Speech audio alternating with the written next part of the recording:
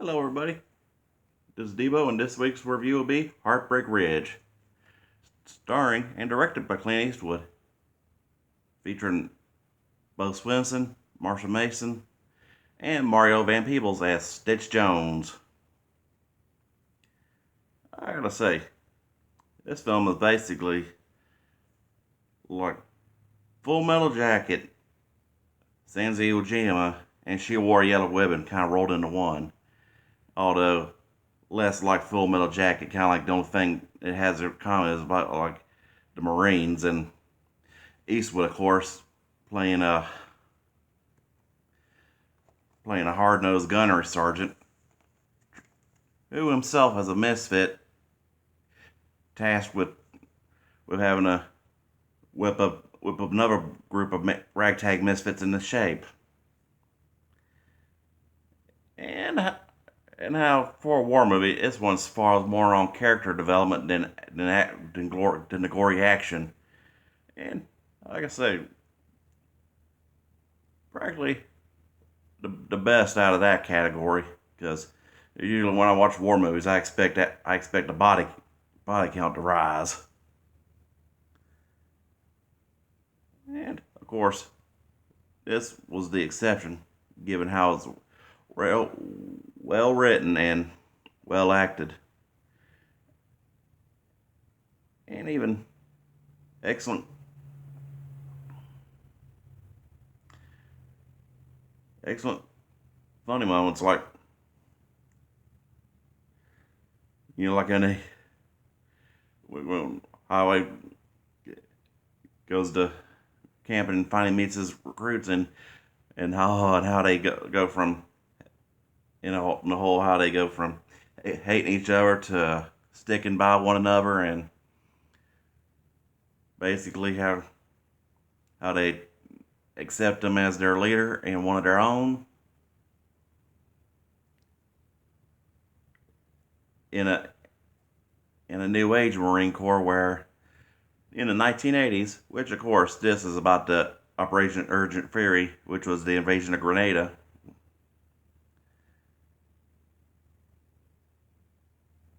How it evolved from, because Highways, of course, was about like the grizzled veteran who's gone from Korea to the Grenada conflict and is about retiring.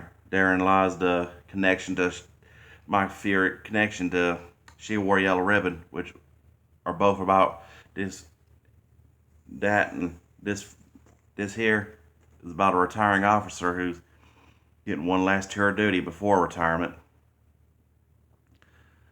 Although, of course, in Eastwood's case, being a career Marine was out of reluctance and given incompetence, given how Marines are supposed to be sticklers for discipline, but he himself was a misfit, given he liked to drink and wound up in drunk tanks. He was like the Otis Campbell of the Marine Corps. And of course, the whole relationship between Eastwood's Highway and Van Peebles' Stitch Jones, has it gone from Marine to aspired rocker. Jones, that is, even calling himself the Ayatollah or rock and roller, which was a nod to either I think it was Road Warrior. I'll get that straight when I review those movies. And of course, it starts out where he's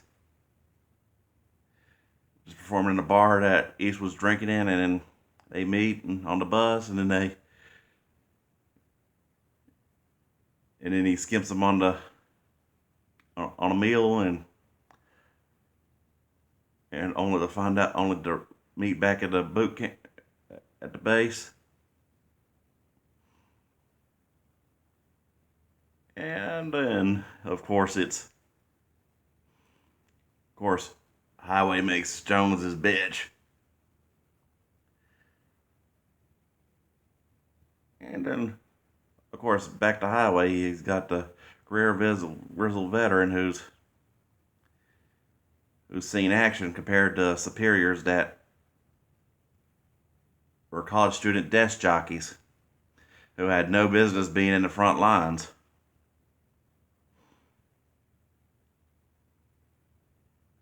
And how he tries to,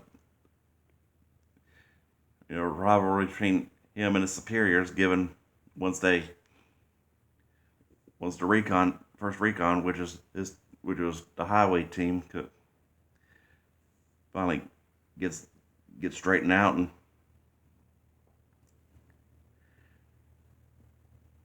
I mean, this is basically like Full Metal Jacket. I mean, kind of like minus the suicide scene of. I'll say that for a Full Metal Jacket review. But overall, Heartbreak Ridge is an excellent, and of course, has one of the most epic intros of a film. I mean, any movie that starts over like Korean War footage and with like the typical military drum right into Don Gibson's Sea of Heartbreak. Talk about perfect song for a perfect intro, which, like I say, was one of the best parts of this film. And of course, even alongside other side characters was a guy named Profile. Yeah, literally a dude named Profile, and Sweet Johansson, which of course was an Easter egg to another one of Eastwood's films, Hang 'Em High, because there was a character in that named Sweet and another guy named Johansson. And I mean, this big Dolph Lundgren looking like dude who's like really jacked up and all, and only to find out that also gets put in place by Gunnery Sergeant Highway, and also an excellent side performance by Arlen Dean Snyder as Highway's buddy, and also Sergeant Chuzu. Yeah. They didn't mention that some jokes about that in the movie, but it was in the credits. So,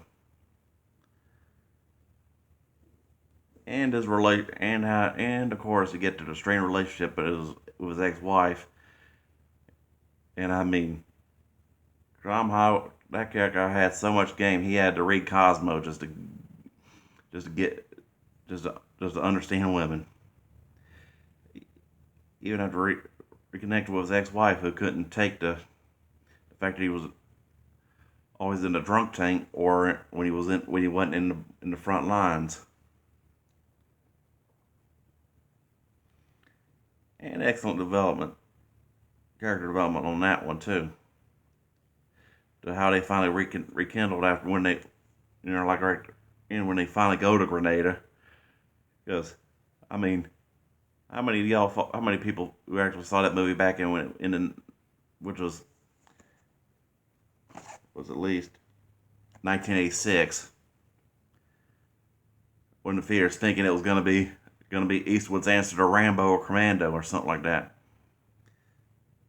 Not like his answer to Sands of Iwo Jima, both about Marines.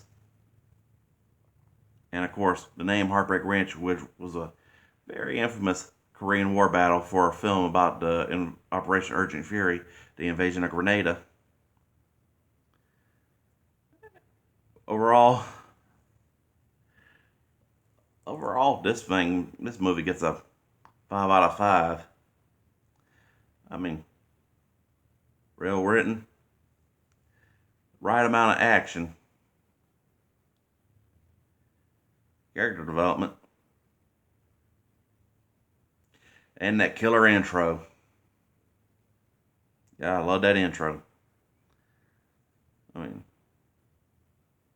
mean, kind of surprising how in the movie Van Peebles played a aspiring rocker, yet he didn't release no original songs for the soundtrack. Like, I'm not sure how good Mario Van Peebles' singing chops would have been, but hey, it would have fit. Say what you want, it would have about how that would have been it was still fit. And of course, one of the more standout of the cast, along with besides Eastwood, of course, and an overall 5 out of 5. I mean, hope y'all like, subscribe, and enjoy it. And I'll keep dishing out the reviews.